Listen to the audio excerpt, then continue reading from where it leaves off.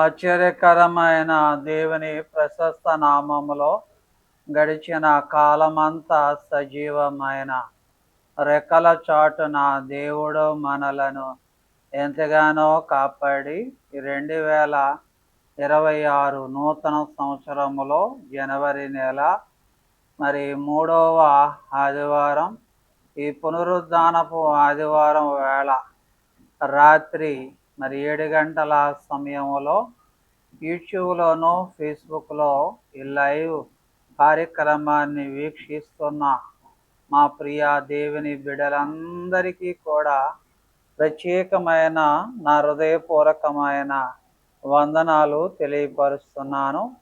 ప్రియమైన సహోదరులారా, మీరందరూ కూడా బాగున్నారా? మీరందరూ బాగున్నారని నేను మనస్ఫూర్తిగా నమ్ముతున్నాను. మన దేవుడు గొప్పవాడు, మన దేవుడు సజీవుడు కనుక మనలందరినీ, మన కుటుంబాలందరినీ కూడా ఎంతగానో దేవుడు భద్రపరిచి ఉన్నాడు.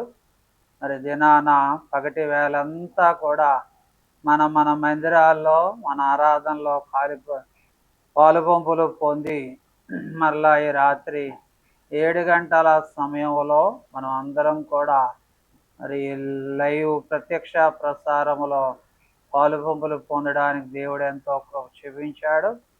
ప్రియమైన సహోదరులారా, మీరందరూ బాగున్నారా? మీ కుటుంబ సభ్యులందరూ కూడా ఆయురారోగ్యంగా, క్షేమంగా, సంతోషంగా అందరూ బాగున్నారని నమ్ముతున్నాను. అలాగే పిల్లలకి మరలా కొన్ని రోజులు సెలవుల అనంతరం మరలా రేపటి నుంచి స్కూళ్ళు, కాలేజీలు, హాస్టల్స్, ఉద్యోగస్తులు మళ్ళీ పనులు ప్రారంభమవుతున్నాయి. కనుక ఈ దినాన ప్రత్యేకంగా వారి గురించి కూడా ప్రార్థన చేస్తున్నాను. అలాగే 10th ఇంటర్మీడియట్ పరీక్షలు దగ్గరకు వస్తున్నాయి, వారి నిమిత్తం కూడా ప్రత్యేకంగా ప్రార్థన చేస్తున్నాను. ఎవరైతే అనారోగ్యంగా ఉన్నారో వారి నిమిత్తం కూడా ప్రార్థన చేస్తున్నాను. దేవుడు వారిని కూడా ముట్టి మంచి ఆరోగ్యాన్ని దేవుడు దయచేయాలని ప్రార్థన చేస్తూ ఉన్నాను. కనుక ఈ రాత్రి ఒక చక్కటి వాక్య భాగాన్ని మనం విందాం. ప్రార్థన చేసుకుని దేవుని యొక్క వాక్యాన్ని మనము విందాం. అందరూ తలలు వంచుకొని కండ్లు మూసుకొని మోకరించగలిగిన వారు మోకరించుకొని కండ్లు మూసుకొని ప్రార్థనలో ఏకీవించాలని ప్రేమతో మనం చేస్తూ ఉన్నాం. ప్రార్థన చేసుకుందాం. ప్రేమ కలిగిన దేవా, దయగలిగిన దేవా, గొప్ప దేవుడా, కృప కలిగిన దేవా, నాయన నీకు వందనాలు, స్తోత్రాలు. జీవము కలిగిన దేవా, జీవాధిపతి అయిన యేసయ్యా నీకు వందనాలు, స్తోత్రాలు ప్రభువా మేము చెల్లిస్తున్నాము. నాయన గడిచిన కాలమంతా సజీవం ఆయన రెక్కల చాటున మమ్మల్ని మీరు ఎంతగానో కాపాడి మరలా ఈ దినాన ఆదివారం, జనవరి నెలలో 3వ ఆదివారం, ఈ పునరుద్ధానపు ఆదివారం వేళ ప్రభువా ఈ లైవ్ ప్రత్యక్ష ప్రసారంలో పాలుపంపులు పొందుతూ ఉన్న మా బిడ్డలందరినీ పేరు పేరున దీవించి ఆశీర్వదించి నడిపించండి ప్రభువా. నాయన ఈ దిన వాక్య ధ్యానములో మీరు ఉండండి, సహాయం చేయండి. బలహీనంగా ఉన్నా కూడా ఆరోగ్యం దయచేయండి. 10th ఇంటర్మీడియట్ పరీక్షలకు సిద్ధమవుతున్న బిడ్డలకు కూడా మంచి జ్ఞానం ఇచ్చి నడిపించి సహాయం చేయండి. యేసు నామములో ప్రార్థన చేడుకుంటున్నాం తండ్రి, ఆమేన్, ఆమేన్. అందరికీ వందనాలు. ఈ రాత్రి వేళ లైవ్ కార్యక్రమాన్ని వీక్షిస్తున్న వారందరికీ మరొకసారి వందనాలు తెలియపరుస్తున్నాను. అలాగే కార్యక్రమాన్ని మీ బంధువులకు, స్నేహితులకు షేర్ చేయాలని, లైక్ చేయాలని ప్రేమతో మీకు మనవి చేస్తున్నాను. ఇంకా మా ఛానల్ని సబ్స్క్రైబర్ చేయకపోతే రాత్రి సబ్స్క్రైబర్ చేయాలని ప్రేమతో మీకు మనవి చేస్తున్నాను. అందరికీ వందనాలు.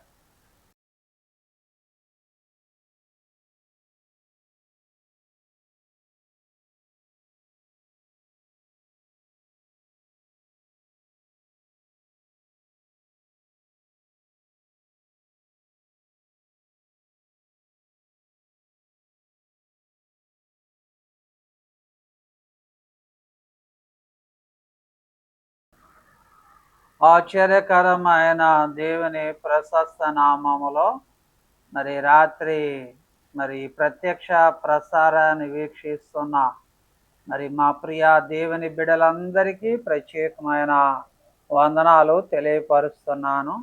మన దేవుడు చాలా గొప్పవాడు, కనికరము కలిగిన దేవుడు. 2026 నూతన సంవత్సరములో జనవరి మాసములో ఈ 3వ ఆదివారం, ఈ పునరుద్ధానపు ఆదివారం వేళ మరి మనమందరం కూడా దేవుని యొక్క మందిరములో పగటి వేళ ఆరాధనలో పాలు పంపులు పొంది మరలా ఈ రాత్రి 7 గంటల సమయంలో ఈ ప్రత్యక్ష ప్రసారాన్ని వీక్షించడానికి మరి ప్రియా దేవుని బిడ్డలందరికీ ప్రత్యేకమైన వందనాలు. మరి దినాన దేవుడు మనకు ఏర్పాటు చేసిన వాక్య ధ్యానాన్ని మనం ధ్యానించుకుందాం.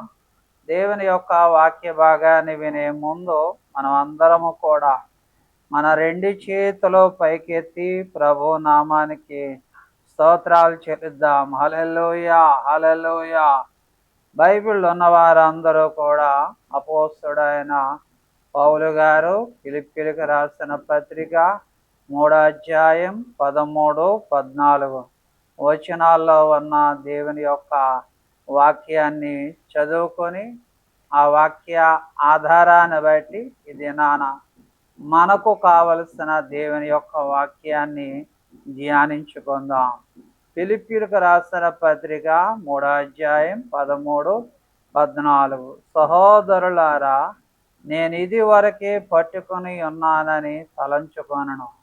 అయితే ఒకటి చేయుచున్నాను, వెనకున్నవి మరిచి ముందున్న వాటి కొరకై వేగిరి పడుచు క్రీస్తు యేసునందు దేవుని ఉన్నతమైన పిలుపునకు కలుగు బహుమానమును పొందవలనని గురి యొద్దకే పరిగెత్తుచున్నాను అని ఫిలిప్పీయులకు రాసిన పత్రిక 3వ అధ్యాయం 13, 14 వచనాల్లో బైబిల్లో చెప్తున్నాడు. అపోస్తలుడైన పౌలు గారికి సేవాభారం చాలా ఎక్కువ. ఆయన ఆత్మ ప్రేరేపణ కలిగి ఎంతో శ్రమలో ఉన్నప్పటికీ, అంటే జైల్లో ఉన్నప్పటికీ కూడా తనకు అప్పగింపబడిన పరిచర్య సంఘము పట్ల, సంఘములో ఉన్న విశ్వాసుల పట్ల ఎంతో ప్రత్యేకమైన శ్రద్ధ, బాధ్యత కలిగి జైల్లో ఉండి కూడా సంఘమునకు అవసరమైన మరి ప్రాముఖ్యమైన మాటలు ఆయన తెలియపరిచాడు. అదే నాన్న ఫిలిప్పీ సంఘాన్ని తన వాక్కు చేత పురుకొల్పబడినట్టుగా బైబిల్లో చూస్తున్నాం. ఇది నాన్న ఈ వాక్యం చేత ఈ నూతన సంవత్సరంలో మరింత పురుకొల్పబడి మరింత ఆత్మీయతలో బలపడాలని ఉద్దేశముతోటి ఈ ఫిలిప్పీయులకు రాసిన పత్రిక 3వ అధ్యాయం మరి 13 వచనములో ఉన్న ఒక చక్కటి మాటను మనము వాక్యాల్లో చదువుకున్నాం. వెనకున్నవి మరిచి ముందున్న వాటి కోసం మనం వేగిరపడాలని బైబిల్లో చెప్తూ ఉన్నాడు. కనుక నూతన సంవత్సరములో మరి మనకు ఇచ్చిన దేవుడిచ్చిన ఆయుష్ను బట్టి, దేవుడిచ్చిన సంవత్సరాలను బట్టి దేవుని స్తుతిస్తూ వెనుకున్నవన్నీ కూడా మరిచి మరి ముందున్న కాలాన్ని బట్టి, ముందున్న దినములను బట్టి, ముందున్న మరి ఈ సంవత్సరాన్ని బట్టి మనం అందరం కూడా ముందున్న వాటి కోసమే వేగిరపడాలి. కానీ వెనకున్నవి ఏం చేయాలంటే మనం మరిచి ముందున్న వాటి కోసమే వేగిరపడాలని పౌలు ఒక చక్కటి హెచ్చరిక ఈ నూతన సంవత్సరములో దేవుడు మనకు బయలుపరుస్తూ ఉన్నాడు. ప్రియమైన సహోదరులారా, ఒక 7 విషయాలు ఈ రాత్రి వేళ మనం ధ్యానించుకుందాం. మనందరి జీవితాల్లో నష్టాలు ఉంటాయి. నష్టాలన్నిటినీ కూడా మరిచి మనము దేవుడిచ్చే ఆశీర్వాదాల కోసం ఏం చేయాలంటే వేగిరపడాలని ప్రభు పేరట మీ అందరికీ కూడా మనం చేస్తూ ఉన్నాను. నష్టాన్ని మరిచి ముందున్న ఆశీర్వాదం కోసం మనం వేగిరపడాలని ప్రభు పేరట మనం చేస్తూ ఉన్నాను. పరిశుద్ధ గ్రంథములో చిన్న ప్రవక్త చాలా చక్కటి మాటలను ఆయన తెలియపరుస్తూ ఉన్నాడు. హగ్గయి గ్రంథం 2వ అధ్యాయం 19వ వచనములో ఉన్న వాక్య భాగాన్ని చదువుతున్నాను. కొట్లలో ధాన్యం ఉన్నదా?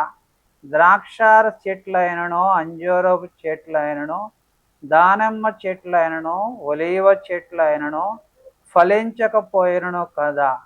అయితే ఇది మొదలుకొని నేను మిమ్మను ఆశీర్వదించెదను అని బైబిల్లో చెప్తున్నాడు. అక్కడ కొట్లలో ధాన్యము లేదు. ద్రాక్ష చెట్లు, అంజూరపు చెట్లు, దానిమ్మ చెట్లు, ఒలీవ చెట్లు ఫలాలు లేవు. అయినా సరే ఇది మొదలుకొని నేను మిమ్మలను ఆశీర్వదించెదను అని బైబిల్లో చెప్తున్నాడు. కనుక మన జీవితంలో ఇంతవరకు నష్టాలను మనం చవిచూసాం. కానీ ముందున్న ఆశీర్వాద కొరకు మనం ఏం చేయాలంటే వేగిరపడాలి. ఏది ఫలించినా ఫలించకపోయినా ఇది మొదలుకొని నేను మిమ్మలను ఆశీర్వదించెదను అని బైబిల్లో చాలా చక్కటి వాగ్దానకరమైన మాటను తెలియపరుస్తున్నారు. కనుక మన జీవితంలో ఇప్పటి వరకు జరిగిన నష్టాలన్నిటినీ కూడా విడిచిపెట్టి ముందున్న ఆశీర్వాదాల కోసం, దీవెనల కోసం మనం వేగిరపడాలని ప్రభు పేరట మనం చేస్తూ ఉన్నాను. తర్వాత రెండవది, ఇప్పటి వరకు మన జీవితంలో ఓటమిలను మనం చూస్తుంటాం. ఓటమి అంటే ఓడిపోవడం మనం చూస్తుంటాం. కానీ ముందున్న కాలములో దేవుడు మనకు చక్కటి గెలుపును అంటే విజయాన్ని దేవుడు ప్రసాదించబోతూ ఉన్నాడు. కనుక వెనుకున్నవి మరిచి ముందున్న వాటి కోసమే మనం వేగిరపడాలి. వెనుకున్న నష్టాన్ని మరిచి ఆశీర్వాద కొరకు వేగిరపడాలి. రెండవది, ఓటమిని మరిచి గెలుపు కోసం అంటే విజయం కోసం మనం వేగిరపడాలని ప్రభు పేరట మనం చేస్తూ ఉన్నాను. పరిశుద్ధ గ్రంథములో యోహాను రాసిన మొదటి పత్రిక 5వ అధ్యాయం 4వ వచనములో ఉన్న వాక్యాన్ని చదువుతున్నాను. దేవుని మూలముగా పుట్టిన వారందరూ లోకమును జయించెదరు. లోకమును జయించిన విజయము మన విశ్వాసమే అని బైబిల్లో చెప్తున్నాడు. కనుక దేవుడు మనకిచ్చే విజయం కోసం మనం వేగిరపడాలి. కానీ ఎంతసేపు కూడా పలానప్పుడు మనం ఓడిపోయాం, ఎందుకంటే పలానప్పుడు ఇలా జరిగింది, అప్పుడు అలా జరిగింది, ఇప్పుడు ఎలా జరుగుతుంది అని దీని గురించి మనం ఆలోచన చేయకూడదు. దేవుడు మనకు ముందుండే మన విజయం కోసం, గెలుపు కోసం మనం వేగిరపడాలని ప్రభు పేరట మనం చేస్తున్నాం. ఎందుకంటే మనకి విజయాన్ని ఇచ్చి జయం ఇచ్చిన దేవుడు మన విశ్వాసమే అని భక్తుడైన యోహాను చెబుతూ ఉన్నాడు. కనుక ఈ రాత్రి ప్రియమైన సహోదరులారా, దేవుని యొక్క వాక్య భాగాన్ని చాలా జాగ్రత్తగా మనం ఆలోచన చేయాలి. కనుక జయించిన విజయము మన విశ్వాసమే అని బైబిల్లో చెప్తూ ఉన్నాడు. దేవుని బిడలారా, ఇది రాత్రి దేవుని యొక్క వాక్యాన్ని చాలా జాగ్రత్తగా ఆలోచన చేయాలి. కనుక విజయం కోసం వేగిరపడాలి, కానీ ఓటమిని మనం తలంచుకోకూడదు. బైబిల్లో చెప్తూ ఉన్నాడు. కనుక రాత్రి దేవుని వాక్య భాగములో వెనుకున్నవి మరిచి ముందున్న వాటి కోసమే మనం ఏం చేయాలంటే వేగిరపడాలని ప్రభు పేరట మనం చేస్తూ ఉన్నాను. మూడవది, అవిశ్వాసాన్ని విడిచిపెట్టి మనం విశ్వాసం వైపు ఏం చేయాలంటే మనం పరుగులెత్తాలి. విశ్వాసాన్ని చూడాలి, కానీ అవిశ్వాసాన్ని ఎంత మాత్రం కూడా చూడకూడదు. లోతు భార్య అవిశ్వాసాన్ని చూసి ఉప్పు స్తంభం అయినట్టుగా బైబిల్లో చూస్తున్నాం. ఎందుకంటే బైబిల్లో విశ్వాసులు ఉన్నారు, అవిశ్వాసులు ఉన్నారు. 10 మంది కన్యకల్లో ఐదుగురు విశ్వాసం గలవారు కనబడుతున్నారు. ఐదుగురు అవిశ్వాసులుగా మనకి కనబడుతూ ఉన్నారు. కనుక పరిశుద్ధ గ్రంథములో హెబ్రీయులకు రాసిన పత్రిక 10వ అధ్యాయం, హెబ్రీయులకు రాసిన పత్రిక 10వ అధ్యాయం 37, 38 వచ్చిన వాక్య భాగాల్లో చదువుతున్నాను. ఇక కాలము బహు కొంచెముగా ఉన్నది, వచ్చుచున్నవాడు ఆలస్యము చేయక వచ్చును. నా ఎదుట నీతిమంతుడు అయిన వాడు విశ్వాస మూలముగా జీవించును గాని అతడుకు వెనుక తీసిన ఎడల అతని యందు నా ఆత్మకు సంతోషం ఉండదు అని బైబిల్లో చెప్తూ ఉన్నాడు. ప్రియమైన సహోదరులారా, విశ్వాసం గలవారమై ముందుకు సాగాలి గాని అవిశ్వాస గలవారై తిరగకూడదని దేవుని యొక్క వాక్యం చెప్తుంది. కనుక అవిశ్వాసాన్ని మరిచి ఇప్పుడైనా ఇకనైనా విశ్వాసం గలవారై ముందుకు సాగాలని ప్రభు పేరిట మనవి చేస్తున్నా. హెబ్రీయులకు రాసిన పత్రికలో మరి 11వ అధ్యాయములో మన ఆదిమ పితరులైన అబ్రహాము, ఇస్సాకు, శారా, రిబ్కా, అలాగే మోషే, యోసేపు వీళ్ళందరూ కూడా, యాకోబు వీళ్ళందరూ కూడా విశ్వాసము గలవారై ముందుకు సాగినట్టుగా బైబిల్లో చూస్తున్నాం. కనుక రాత్రి మన జీవితంలో ఉన్న అవిశ్వాసాన్ని మరిచిపోయి విశ్వాసము గలవారై ముందుకు సాగాలని ప్రభు పేరిట మనవి చేస్తూ ఉన్నాను. ప్రియమైన సహోదరులారా, తర్వాత దుఃఖాన్ని మరిచి మనకు దేవుడు సంతోషాన్ని కోసం మనం వేగిరపడాలని ప్రభు పేరిట మనవి చేస్తూ ఉన్నాను. యెషయా గ్రంథం 61వ అధ్యాయం 2వ వచనములో ఉన్న వాక్య భాగాన్ని చదువుతున్నాను. యెషయా గ్రంథం 61వ అధ్యాయం 2వ వచనములో ఉన్న వాక్యాన్ని చదువుతున్నాను.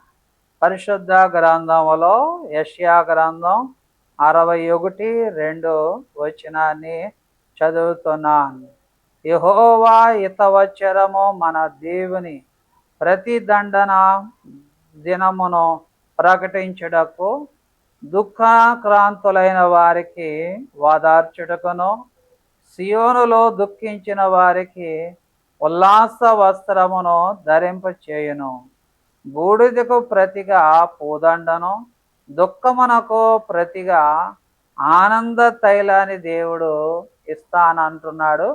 యెషయా గ్రంథం 61వ అధ్యాయం 2, 3 వచనాల్లో బైబిల్లో చెప్తున్నాడు. కనుక ఈ దినాన మనకున్న, ఎందుకంటే దుఃఖాన్ని అంతటిని కూడా మరిచి దేవుడిచ్చే సంతోషం కోసం, దేవుడిచ్చే ఆనందము కోసం మనం వేగిరపడాలని ప్రభు పేరిట మనం చేస్తూ ఉన్నాను. ప్రియమైన సహోదరులారా, పెద్ద ప్రవక్తలలో యెషయా ప్రవక్త చెప్తూ ఉన్నాడు, దుఃఖమునకు ప్రతిగా ఆనంద తైలాన్ని, దుఃఖించిన వారికి ఉల్లాస వస్త్రమును, దుఃఖాక్రాంతులైన వారికి అందరికీ ఓదార్చుట అని బైబిల్లో చెప్తూ ఉన్నాడు. కనుక వెనకున్నవి మరిచి ముందున్న వాటి కోసం, వెనకున్న దుఃఖాన్ని మరిచి ముందున్న సంతోషాన్ని, దేవుడిచ్చే సంతోషం కోసం మనం వేగిరపడాలని ప్రభు పేరిట మనం చేస్తూ ఉన్నాను. అలాగే లోకాన్ని మరిచి దేవుడిచ్చే రాజ్యం కోసం వేగిరపడాలని ప్రభు పేరిట మనవి చేస్తూ ఉన్నాను. యోహాను సువార్త 14వ అధ్యాయము మరి 2, 3 వచనాల్లో ఉన్న వాక్య భాగాన్ని చదువుతున్నాను. యోహాను సువార్త 14వ అధ్యాయము 2, 3 వచన వాక్య భాగాలు చదువుతున్నాను. నా తండ్రి ఇంట అనేక నివాస స్థలములో కలవు, లేని ఎడల మీతో చెప్పేదను, మీకు స్థలము సిద్ధపరచ వెళుచున్నాను. నేను వెళ్ళి మీకు స్థలము సిద్ధపరిచిన ఎడల నేనుండు స్థలములో మీరును ఉండులాగున మరలా వచ్చి నా యొద్ద నుండుటకు మిమ్మను తీసుకొని పోవదునని బైబిల్లో చెప్తున్నాడు. కనుక మనం లోకాన్ని మరిచి లోకములో ఉన్న ఆశలు ఏంటంటే శరీరాశ, నేత్రాశ, జీవపు డంబాన్ని మరిచి దేవుడు శాశ్వతమైన రాజ్యం, పరలోక రాజ్యం, దేవుని యొక్క రాజ్యం, ఆయన రాజ్యం కోసం వేగిరపడాలని ప్రభు పేరట మనం చేస్తున్నాను.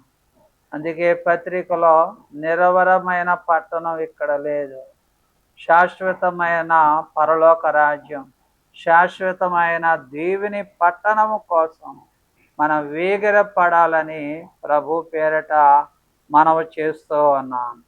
అలాగే పరిశుద్ధ గ్రంథములో 6వది మూఢత్వాన్ని మరిచి బుద్ధిమంతురాలుగా మనం తీర్చబడాలని వాక్యములో మనకు సెలవిస్తూ ఉన్నాడు. సామెతల గ్రంథం 14వ అధ్యాయం 1వ వచనములో ఉన్న వాక్య భాగాన్ని చదువుతున్నాను. సామెతల గ్రంథం 14వ అధ్యాయం 1వ వచనములో ఉన్న వాక్యాన్ని, జ్ఞానవంతురాలు తన ఇల్లు కట్టును, మూఢురాలు తన చేతులతో తన ఇల్లును ఓడబెరుకును అని బైబిల్లో చెప్తున్నాను. మూఢత్వాన్ని మనం మరిచి జ్ఞానవంతురాలుగా ముందుకు సాగాలని వాక్యం చెప్తూ ఉంది.